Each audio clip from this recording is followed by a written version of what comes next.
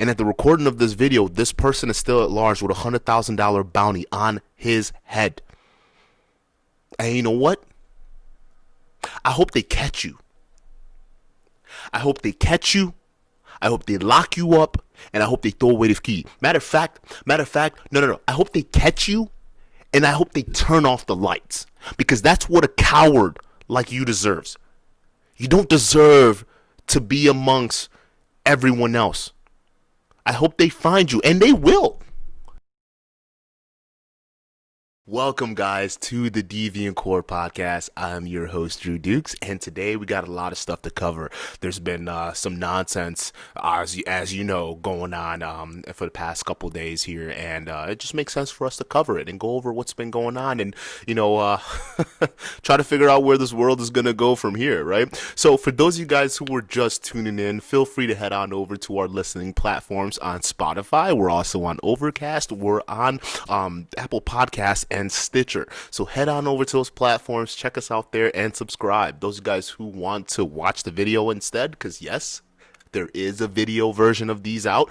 Go ahead and head on over to our YouTube channel at the Deviant Core Podcast. And we're also on Facebook too as well at the Deviant Core. So get on over to both pages here, right? Like, subscribe, follow for more video content, and you guys are going to get the best. All right, go ahead and show us that love, show us that support. So let's go ahead and get right into it. So for those of you guys who don't know, there's been an officer involved shooting. Actually, two sheriffs, LA County sheriffs, were shot by an unknown gunman. And at the recording of this video right now, at the recording of this podcast, this person is still at large. So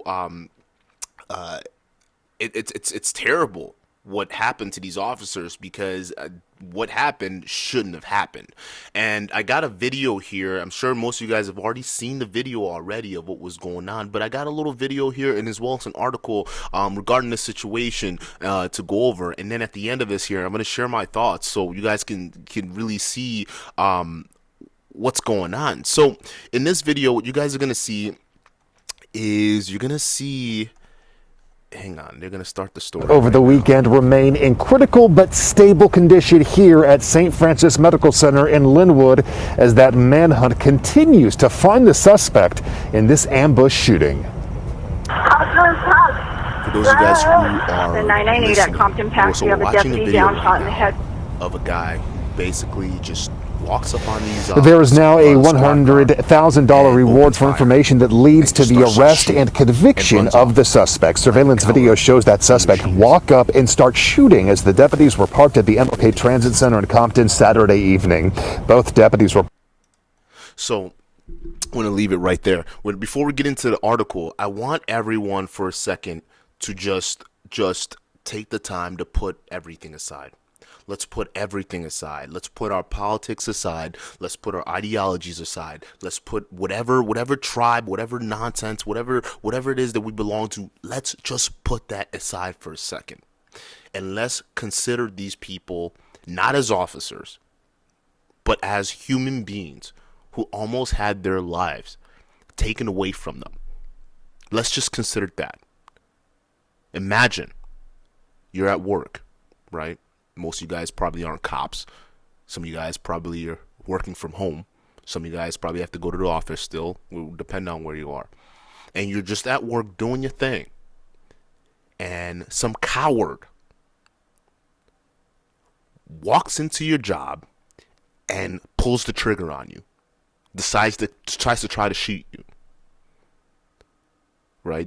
That person decided that day, for whatever unknown reason, I'm not going to go into speculation, but for whatever unknown reason, they decided that they wanted to end your life. You probably have kids that depend on you at home. That's probably why you're at work. You probably have other family members that depend on you. You're probably someone else's sister.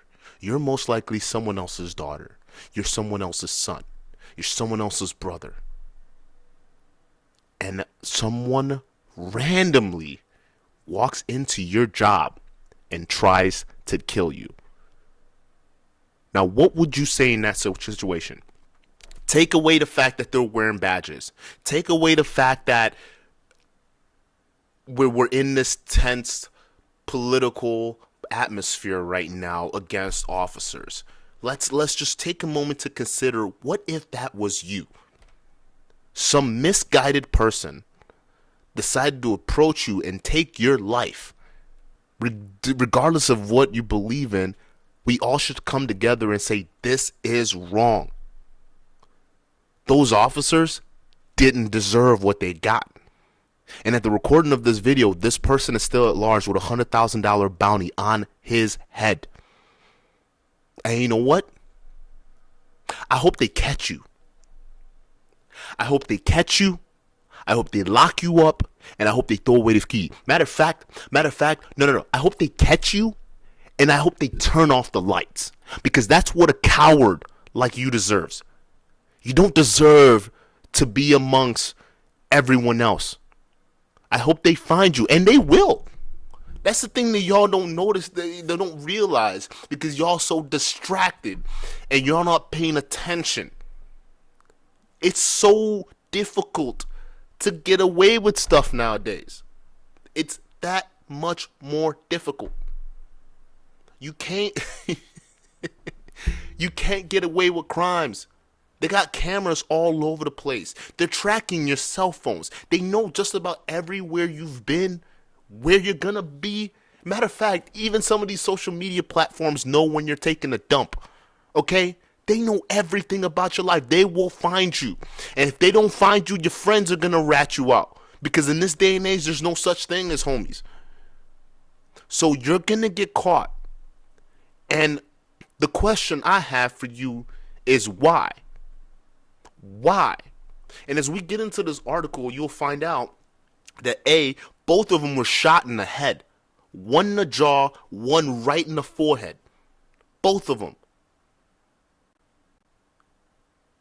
So it's one of those things where we have to really start analyzing how far down we want to go, how far down this path that we want to go.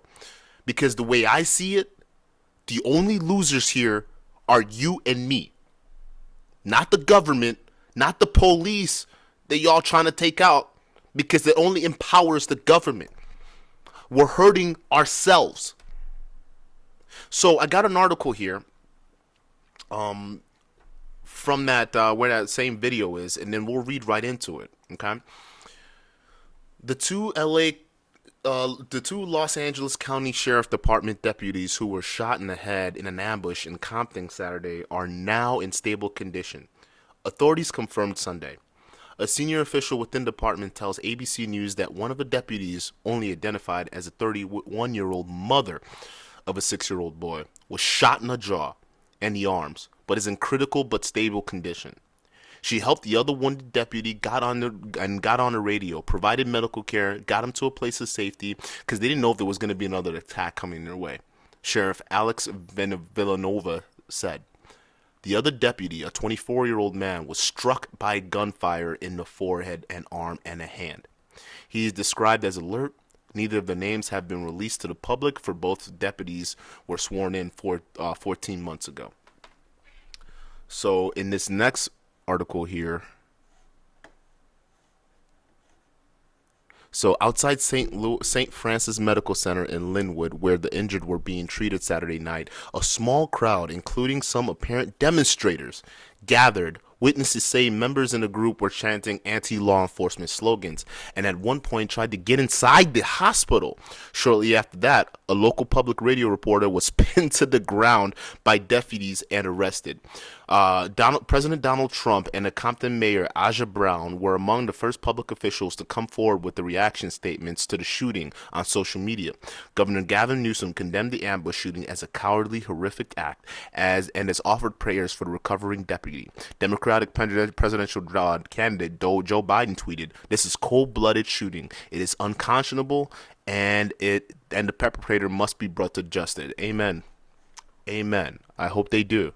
I hope they find you, and which they will, because now you got all these politicians involved, and they're going to want to make an example out of you. This has to be a unifying issue. This has to be a unifying issue. Matter of fact, a lot of the stuff that's going on right now should be unifying issues. No more listening to some of this media stuff and some of this alt lives and whatnot. What we're seeing right now, those of you guys who are protesting, those of you guys who are out front in those hospitals preventing those officers to get in, you were wrong. You were wrong. And you are the exact problem that is wrong. You are the exact problem. You are the exact reason why people take a look at the movement against police brutality, the movement against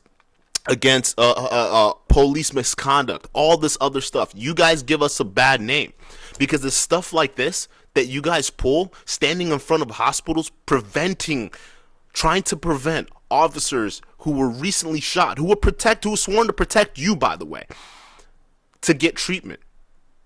All because of what?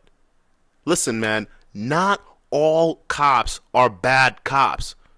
Not all protesters are good protesters, like these assholes. And then y'all tried to get in the hospital. For what? For what? A mother to a 6-year-old is fighting for her life, and you want to come in the hospital with your bullshit? This is the time, right now, and we have to draw the line in the sand. We have to.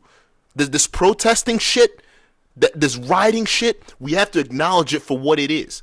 That we are being used. Our movement has officially been hijacked. The people who are protesting outside those hospitals, the person who's responsible for pulling the trigger on those officers, they don't like black lives. They don't like black people. I'm going to go ahead and say that right now. The people who are rioting, the people who are out there giving people like me, who look like me, a bad name, they don't like black people. Because if they did, if they cared about black people, if they cared about our lives, they wouldn't go out and increase tensions by shooting between people, by shooting officers.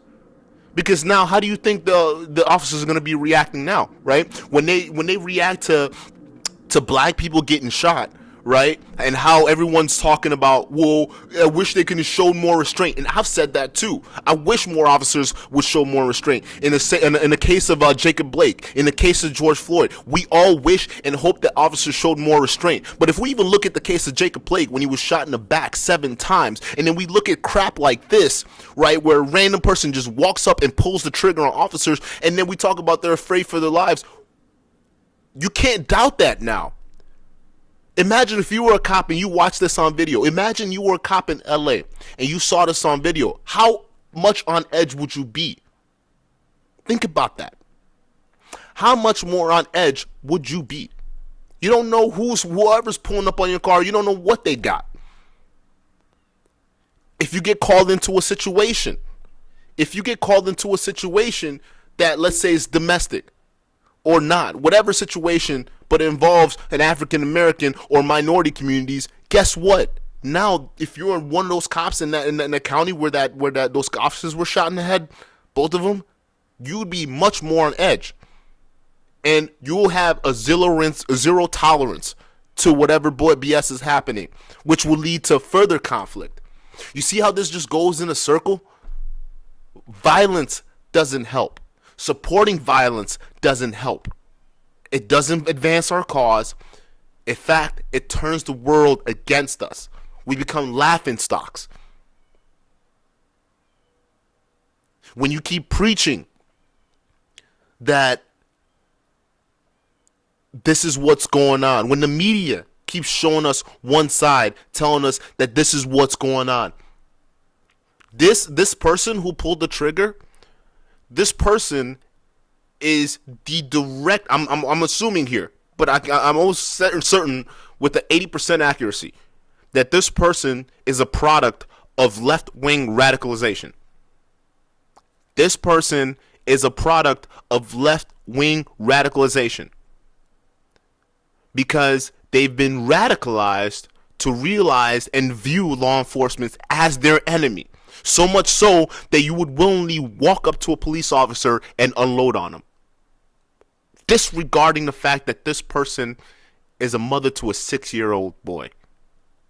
Disregarding the fact that this officer is a 24-year-old man just trying to just do his work. We forget that.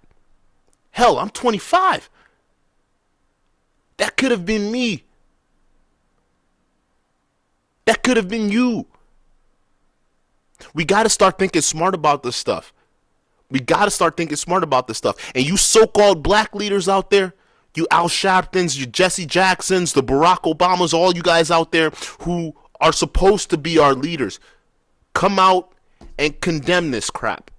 Come out and start making the distinction between the Black Lives Matter movement, between the protest movement. We have to start making that distinction known. We have to start separating and saying, hey, these people over here doing their crap and coming out from these different communities, they don't represent us. They don't. Because they don't understand our struggle. These mostly white, upper middle class people coming in from outside of our neighborhoods, coming in chanting Black Lives Matter, whatever, they don't care about black lives. They don't. Because if they did, they would respect our movement and get the heck away from our neighborhoods and stop causing these destructions. And these other black people who are also within these protests, who are like these guys who are going out there causing harm and whatnot, they don't care about Black Lives Matter either. Black lives do not matter to them. Because if it did, they wouldn't be acting in a way that stereotypes black people. And that's all I got to say. We all got to start waking up now, and we all have to start really, really taking back control of this movement. Because if we don't, we're already seeing what happens when we lose control. We're already seeing what happens when other people come in who aren't part of the movement, take over. It just leads to more violence. And that's all I got to say about this segment. For those of you guys who stayed with me this long, thank you guys so much. Go ahead and head on over to our YouTube page. Subscribe to our YouTube channel at the Deviant Core Podcast. And for those of you guys who are also on Facebook, we're on those platforms too as well at the Deviant Core. If you guys want to go ahead and listen to us, we are on Apple Podcasts, we're on Spotify, we're Overcast, and Stitcher. So check us out on those platforms there. Download the podcast and let's get going. Let's get going.